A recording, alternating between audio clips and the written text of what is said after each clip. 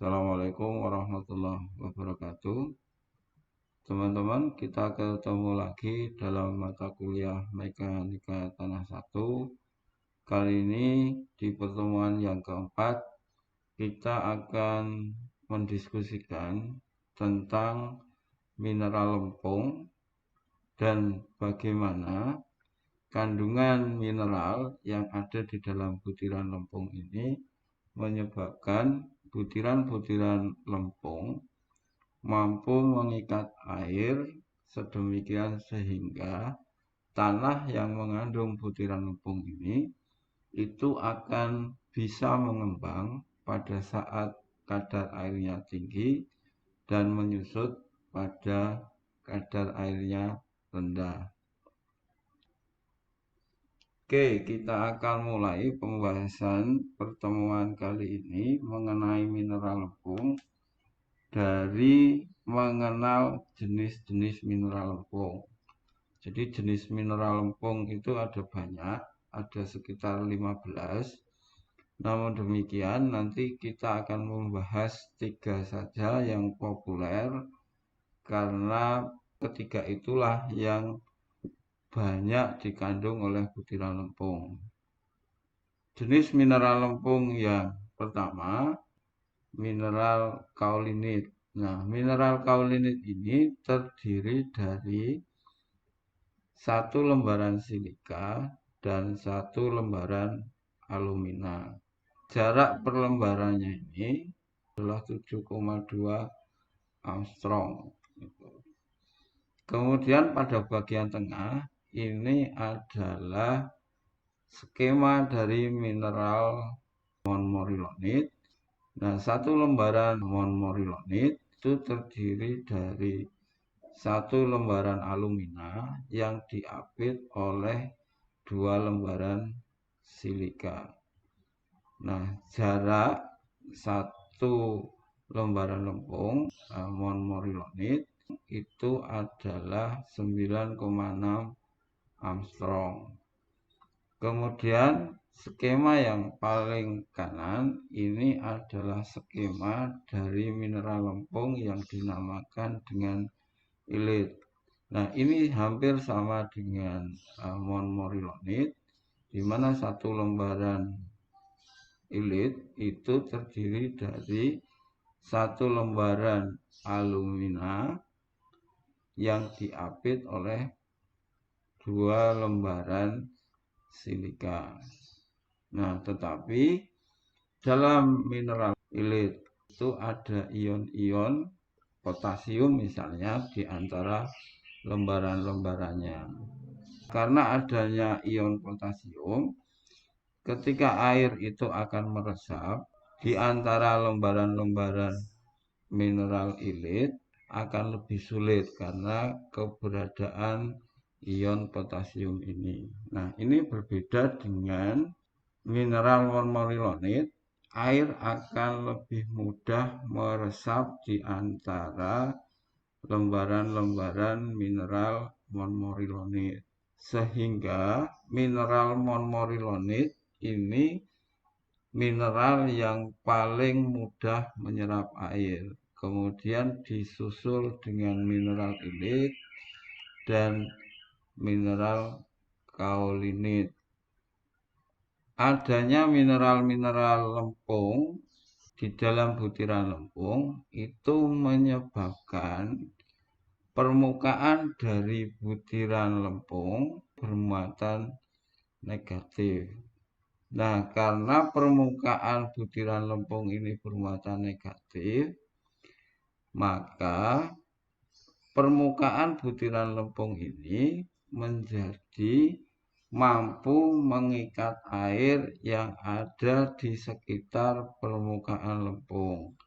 Nah, bagaimana permukaan butiran lempung yang bermuatan negatif ini mengikat air? Ini melalui 3 mekanisme. Yang pertama itu adalah tarik-menarik ujung positif antara molekul air dipolar dan muatan negatif permukaan kristalit lempung. Jadi ini molekul air itu seperti ini. Pada bagian atas ini itu adalah atom oksigen yang diikat oleh dua atom hidrogen. Nah, ini membentuk sudut 104,5 derajat. Nah, hal yang seperti ini membuat pada bagian atom oksigen, molekul air itu akan bermuatan negatif, sedangkan pada bagian di mana terdapat atom-atom hidrogen, molekul air itu akan bermuatan positif. Nah, mekanisme yang pertama ini, kutub air yang bermuatan positif ditarik oleh permukaan lempung yang bermuatan negatif. Itu mekanisme yang pertama. Kemudian mekanisme yang kedua itu adalah tarik-menarik antara kation-kation dan ujung negatif molekul air dipolar. Dan di sisi lain, kation tertarik oleh muatan negatif permukaan kristalit mineral lempung. Jadi kalau di antara permukaan butiran lempung dan air itu ada kation, maka kation ini yang bermuatan positif itu akan ditarik oleh permukaan lempung yang bermuatan negatif. Di sisi lain, kalau ada air mendekat di seputar kation, maka muatan negatif dari air itu nanti akan ditarik oleh kation-kation ini, sehingga pada proses yang kedua ini molekul air ini itu terikat atau ditarik oleh permukaan negatif daripada tanah lempung ini secara tidak langsung. Permukaan air yang bermuatan negatif itu ditarik oleh kation, sedangkan kationnya yang bermuatan positif ini ditarik oleh permukaan tanah lempung yang bermuatan negatif. Mekanisme yang ketiga itu adalah terjadi ikatan hidrogen antara atom oksigen dalam mineral lempung dan atom oksigen dalam molekul air. Inilah tiga mekanisme air bisa ditarik oleh permukaan butiran lempung yang bermuatan negatif. Jadi kalau disingkat, mineral-mineral lempung itu menyebabkan permukaan butiran lempung bermuatan negatif.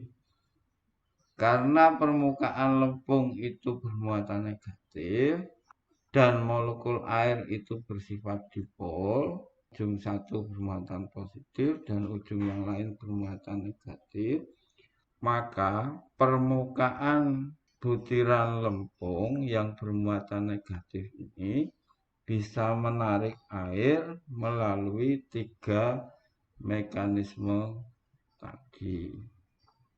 Nah, karena air bisa ditarik oleh permukaan butiran lempung, maka tanah-tanah yang mengandung butiran lempung itu bisa menyerap air. Karena tanah-tanah yang mengandung butiran lempung bisa menyerap air, maka pada saat kondisi airnya banyak atau kadar airnya tinggi, butiran-butiran lempung itu akan mengembang. Sedangkan pada saat kadar airnya berkurang, volumenya akan menyusut. Oke teman-teman, jadi ini ada grafik. Pada sumbu Y itu adalah volume tanah total. Kemudian pada sumbu X itu adalah kadar air.